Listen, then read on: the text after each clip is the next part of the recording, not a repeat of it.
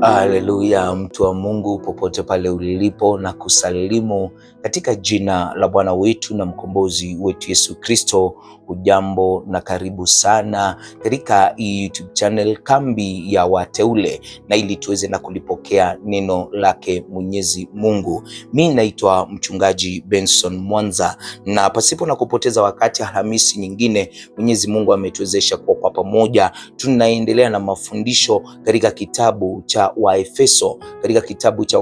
Jana tulifika mstari wa 10. Kwa hivyo siku ya leo ningependa tuendelee kuanzia mstari wa 11 hadi 22, na Biblia inasema, kwa ajili ya hayo kumbukeni ya kwamba zamani nyinyi mlio watu wa mataifa kwa jinsi ya mwili, mnaoitwa wasiotairiwa na wale wanaoitwa waliotairiwa, yaani tohara ya mwilini iliyofanyika kwa mikono, kwamba zamani zile mlikuwa mna Kristo, mmefarakana na jamii ya Israeli, wageni wasio na maagano ya ahadi ile. Mlikuwa hamna tumaini, hamna Mungu duniani. Lakini sasa katika Kristo Yesu, nyinyi mliokuwa mbali hapo kwanza, mmekuwa kwa karibu kwa damu ya Kristo, kwa maana yeye ndiye amani yetu, aliyetufanya sisi sote tuliokuwa wawili kuwa mmoja, akakibomoa kiambaza cha kati kilichotutenga, naye akiisha kuondoa ule uadui kwa mwili wake, ndiyo sheria ya amri zilizo katika maagizo, ili afanye wawili kuwa mtu mpya mmoja ndani ya nafsi yake, akafanya amani. Mstari wa 16 inasema hivi, akawapatanisha wote wawili na Mungu katika mwili mmoja kwa njia ya msalaba, akiisha kuufisha ule uadui kwa huo msalaba, akaja akahubiri amani kwenu nyinyi mliokuwa mbali, na amani kwa wale waliokuwa karibu. Kwa maana kwa yeye sisi sote tumepata njia ya kumkaribia Baba katika Roho mmoja. Basi tangu sasa nyinyi si wageni wala wapitaji, bali nyinyi ni wenyeji pamoja na watakatifu, watu wa nyumbani mwake Mungu, ama ukipenda watu wa familia ya Mungu. Mmejengwa juu ya msingi wa mitume na manabii, naye Kristo Yesu mwenyewe ni jiwe kuu la pembeni. Katika yeye jengo lote linaungamanishwa vema na kukua hata liwe hekalu takatifu katika Bwana. Katika yeye nyinyi nanyi mmejengwa pamoja kuwa maskani ya Mungu katika Roho. Baba, sema nasi kupitia hili neno lako, kazungumze na kila mmoja wetu, Mungu wetu, kupitia hili neno lako, na zaidi ukajitwalie sifa na utukufu, katika jina la Bwana wetu na mkombozi wetu Yesu Kristo naomba na kuamini, amen. Ni neno lake Mwenyezi Mungu, na tunaendelea mahala tulifika hiyo jana, Waefeso sura ya 2 mstari wa 11 kusonga, na ndio maana ujumbe nimeupa kichwa kuokolewa kwa neema. Kuokolewa kwa neema, kuwekwa kwa kusudi na kujengwa na Mungu. Kuokolewa kwa neema, kuwekwa kwa kusudi na kujengwa na Mungu. Ndio, umeokolewa na neema wewe unayenitazama, umeokolewa kwa neema wewe unayenitazama, umewekwa kwa kusudi na Mungu, na zaidi umejengwa na Mungu. Na hivyo katika haya maisha ya wokovu, usije ukajiona wewe haufai, maana ndio Wakristo wengi wameokoka, watu wengi wameokoka, wanamjua Mungu, lakini wamesalia kung'ang'ana na utambulisho. Kwa lugha ya Kiingereza, wamesalia kung'ang'ana na identity. Hawajielewi wao ni kina nani. Wameng'ang'ana kuelewa kusudi lao ni lipi, na zaidi wameng'ang'ana kuelewa wao ni wakina nani. Bwana Yesu asifiwe. Na hivyo wengine wamejihisi hawafai, wengine wakajihisi wao ni watu wa nje, ni watu wa mataifa, kwamba wao si watu wa Mungu. Na haya mambo pia kanisani utayapata. watu na ambao wasiojielewa, watu wasioelewa kusudi lao, watu na ambao hawajaelewa bado wao ni wa Mungu. Na hivyo hapa tumesoma Paulo anakuwa anatukumbusha, anapokuwa anakumbusha ili kanisa la Efeso, pia anakuwa anatukumbusha kwamba wokovu au kutukomboa tu au kutuokoa tu kutoka kwa dhambi, lakini pia wokovu ilikuwa kazi ya Mungu na ambayo ilikuwa ya kimakusudi, kazi ya Mungu ya kimakusudi, na ili kuweza kujiumbia watu na ambao ni wake, watu wa familia yake, watu watakaomtumikia, watu na ambao wataonyesha utukufu wake. Na ndio maana Paulo unaona anaanza, nikirudi nyuma katika mstari wa 10, unaona anakuwa anazungumzia sisi tu kazi ya Mungu, tuliumbwa kupitia Kristo tutende kazi njema. Na hivyo Paulo anaanza na kutuweka au kuweza kutuinua na hivyo na kutuelezea Mungu alituumba kwa nini. Anakuwa anatuelezea kwa nini Mungu alituumba. Unapoangalia pale unakuwa unaona Mungu, sisi tu kazi ya mikono ya Mungu, a masterpiece. Niweza katumia kwa lugha nyingine, anasema vile we are the masterpiece of God. Na hivyo sio ajali, sio makosa, si mafikra yalikuja baadaye, la hasha. Wokovu sio lengo la mwisho. Bwana Yesu asifiwe. Wokovu sio hatma ya mwisho.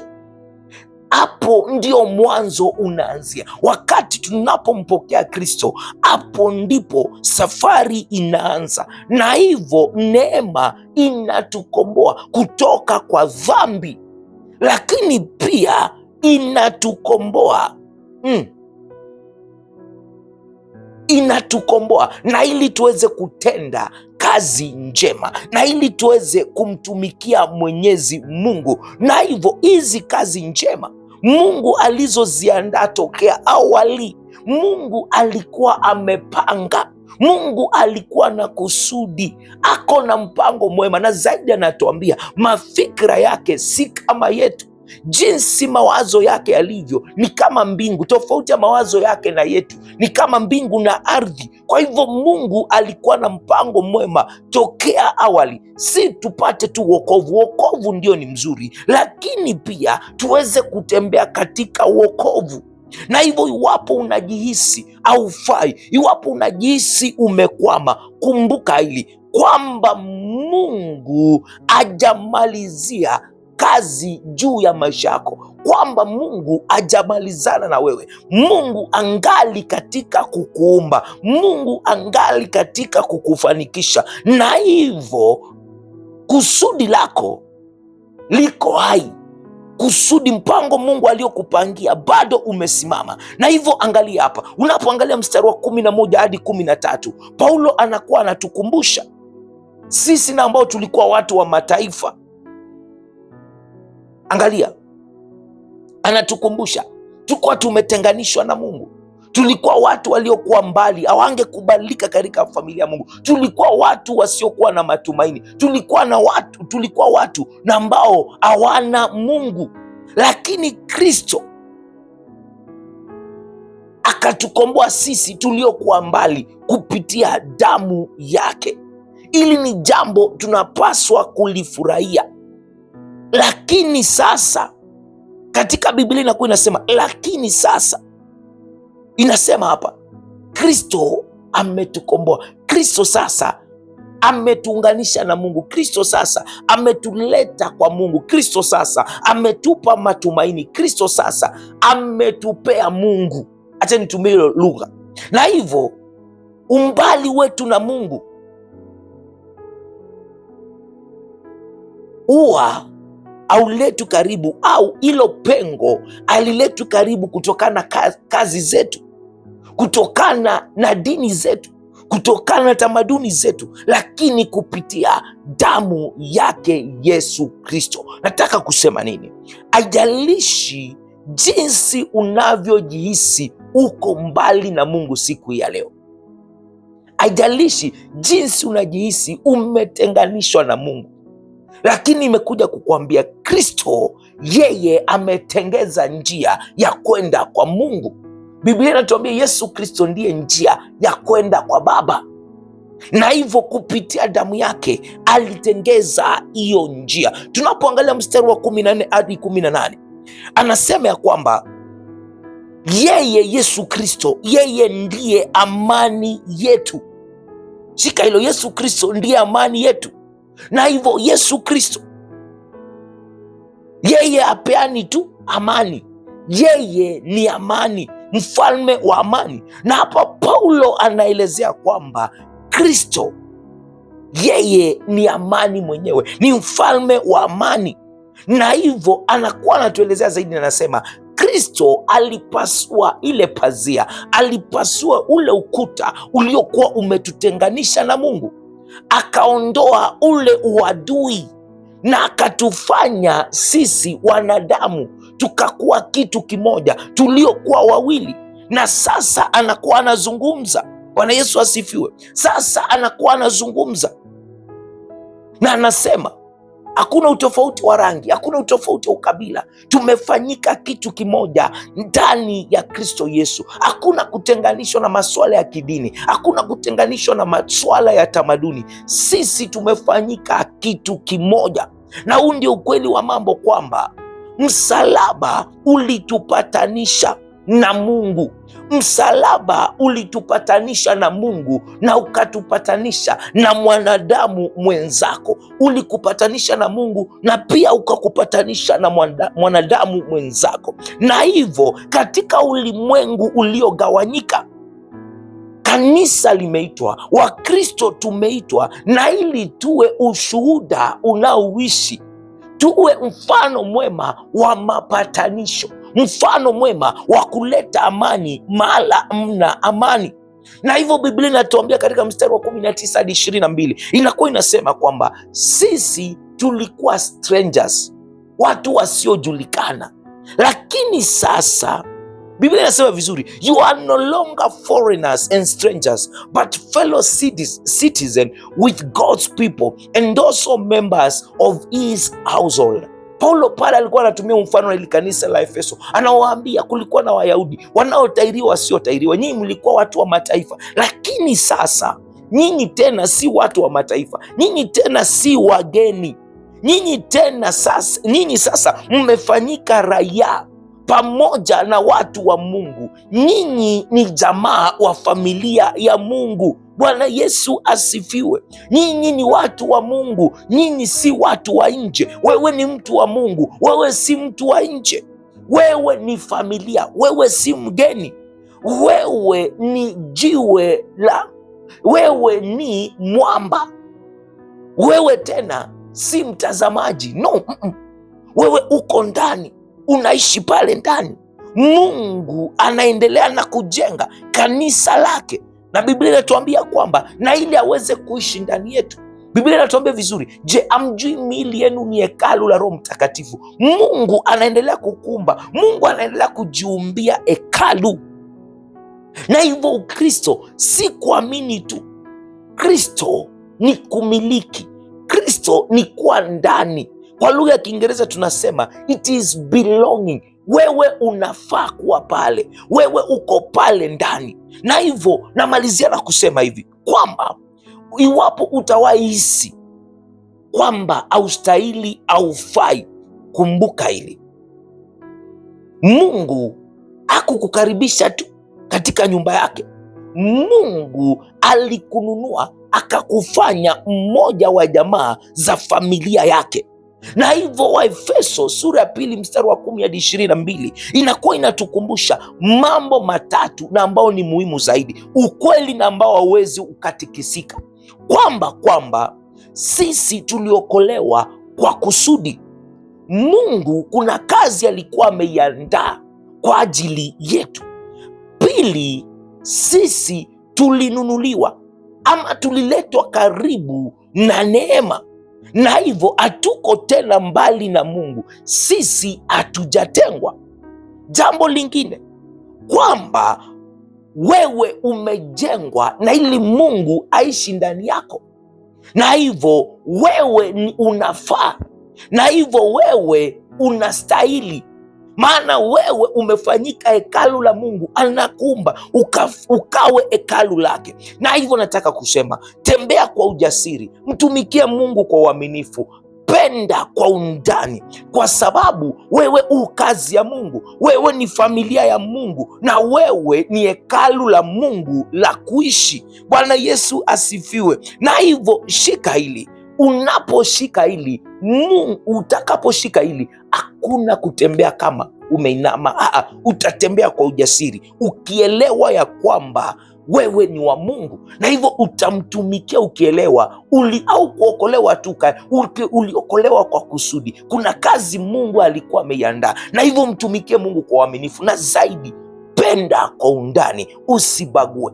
Penda, maana Kristo anaishi ndani yako, na Mungu ni upendo, yeye mwenyewe ndi upendo, na iwapo anaishi ndani yako utapenda. Wewe ni kazi ya mikono ya Mungu, wewe ni familia ya Mungu, na wewe ni hekalu la Mungu la kuishi. Baba, ni asante kwa kusema nami na kusema nasi siku ya leo kupitia ile neno lako. Mfalme wewe uketie juu zaidi, unastahili sifa zote na utukufu. Mfalme mkuu na mtakatifu, wewe uketie juu zaidi, ni asante kwa kutukumbusha tena, hatukuokoka tu, bali ulikuwa umetuandalia kazi ya kutenda, na hivyo umetuita na ili tukutumikie, tukielewa sisi tu jamaa wako, tukielewa kwamba sisi ni hekalu lako. Baba, tusaidie, fungua macho yetu ya roho, wacha tukaweze kupata na nuru, wacha tukapate na kuongozwa na wewe, yote ikiwa ni kwa utukufu wa jina lako. Mfalme uketie juu zaidi, wewe unastahili sifa zote, wewe ni Mungu na hakuna mwingine kama wewe. Pokea sifa zote na utukufu, na hata kwa hili neno lako, katika jina la Bwana wetu na mkombozi wetu Yesu Kristo naomba na kuamini, amen.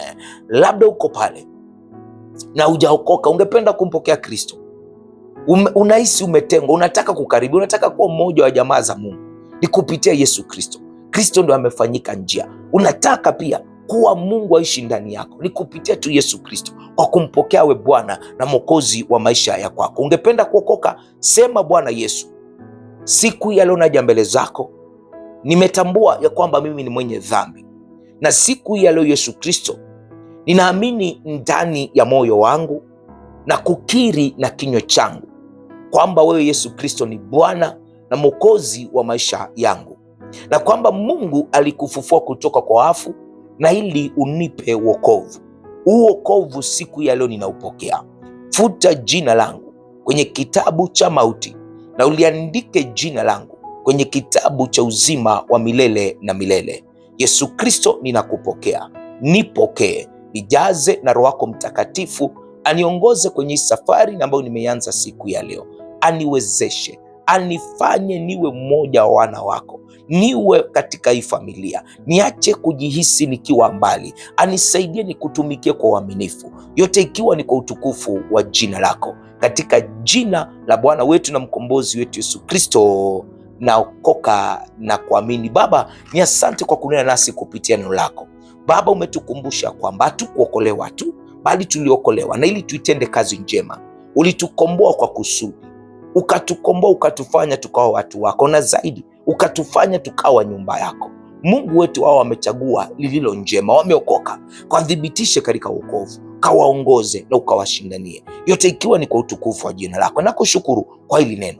Zungumza na kila mmoja wetu, endelea kunena kila mmoja wetu kupitia hili neno. Wacha Mungu wetu likazidi na kumnenea kupitia nguvu za Roho Mtakatifu, katika jina la Bwana wetu na mkombozi wetu Yesu Kristo naomba na kuamini, amen.